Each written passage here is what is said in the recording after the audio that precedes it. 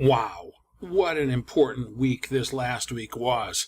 Hey everybody, Courtney Smith here with TradeSmith, our weekly video newsletter for Monday, July the 17th, and we had tons of action.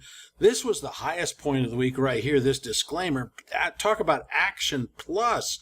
When you read this thing, it is action, action, action. The plot, the characters, unbelievable. Now, but look at what happened here. New all-time highs. And look at the purple predictor. One of the things that had kept me on the sidelines of not being super aggressive was the fact that the purple predictor was underperforming the price action. Now, over the last 2 to 3 weeks, it's outperformed, thus pushing the S&P 500 to new highs. Still, don't look at the volume down at the very bottom. This rally that we saw over the last week was on about the lowest volume in months. Makes me a little nervous. Now, part of that could be summer vacation. Some of it could be this is not long for this world, this rally, but let's keep an eye out. I'm going back to this style Dow Jones. If you look in the upper right-hand corner, you'll see that the little green line is significantly above the little red line, and that means that the bullish pressure is far outperforming the bearish pressure. And then if you look right below that, you see the Dow making new highs. But if you look below that, the squiggly green line, that's the RSI. And it did not make a new high, which once again tells us that this rally is not going to be a long-lived rally. This is going to be a short pop, and that's all. NASDAQ didn't make new highs, but it gapped higher. So it's starting to catch up. And look at the purple predictor is the strongest of the three. So the tech sector is back. I think that's good news. So all in all, when we look at pure price behavior, we'd have to say things are bullish, short-term, but we're going to stumble here very, very quickly. Not a crash, not a correction, just a stumble. Seasonality remains bullish. This thing has kept us on the long side of the market. Normally, seasonality fades out in May, but here we are in July, making new all-time highs, showing that the bullish seasonality is extending its stay, and that's helping out our profitability. Gotta love it. Now, look at what's happened. We've gotten through, look at the blue line. That's the one I'm really looking at. We've gotten through the dip into early July.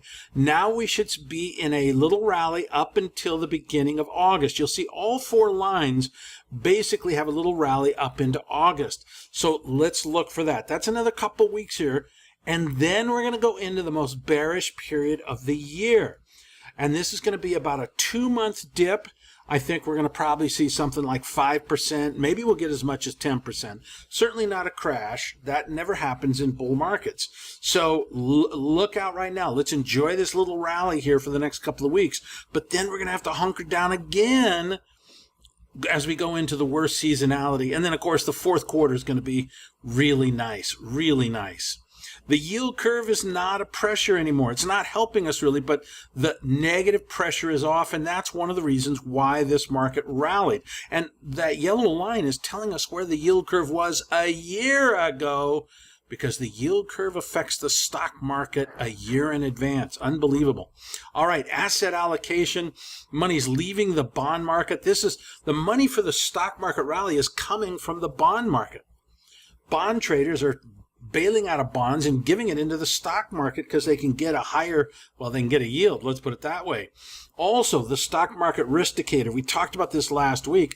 Finally, instead of bumbling, we finally got a rocket ship here, which shows that the market wants to take more risk, and that's usually bullish for the market. Global shares finally popped. Gap up, no big deal, but still a nice gap up. So global shares are confirming the U.S. market. Of course, emerging market shares, I've been telling you, I'm pounding the table, you got to be in emerging market shares. And of course, the one I like the best, Greece. Look at that chart. What can I tell you? You got to listen to your Uncle Courtney. He's steering you right. He's getting you in the right sectors, and they're just making tons of money. Those are metric tons too, so they're about 2,200 pounds, not 2,000 pounds. That's extra money. Now, bonds could be a Head and Shoulders top, but I don't think so. Well, I'm going to show you the indicators, but first let's look at the price action. One thing that keeps me from getting aggressively short the bonds is that purple predictor remains a bit bullish. Price action by itself is bearish. The market gapped down a little over a week ago. We filled the gap this week, and on Friday we started at the highs and closed at the lows. That's pretty bearish and does suggest we'll get down to about 122, 122 and a quarter, something like that.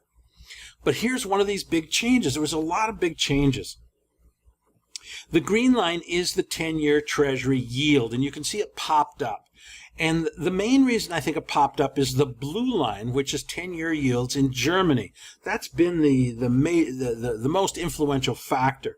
But notice down at the very bottom, the CRB, the sensitive commodity prices, they also gave a little bounce, and that gave a little bit of support to that increase in interest rates. Then the one red arrow is the price of gold, and it's been kind of negative recently, although it popped up a little teeny bit there on the end of the week. So this is a big change here. Commodity prices have been supportive of higher bonds, lower interest rates, and over the last couple of days, not been that way. Now, another big thing is, as I told you, I got bearish on the dollar. And look at this. We collapsed on Friday. I think this is going to go much, much lower. I think we should get down to maybe low 90s. This is the dollar index here. Maybe 90 even, something like that. Of course, fully paid up members get my opinion on all the currencies, euro, yen, not just the dollar index, and we've done very well there. All right, gold. Now, if the dollar is going down, then gold should be going up. But except for the last week, gold's been going down. It broke through the support, broke through the uptrend line. This is kind of a piece of garbage. Now, I think I'll probably do it next week, but August is the most bullish time of the year for gold. We get about 85% of the time the price rallies. And so I'm looking to set up a major position, put on a pretty heavy position for me on the long side of gold, assuming that seasonality kicks in again.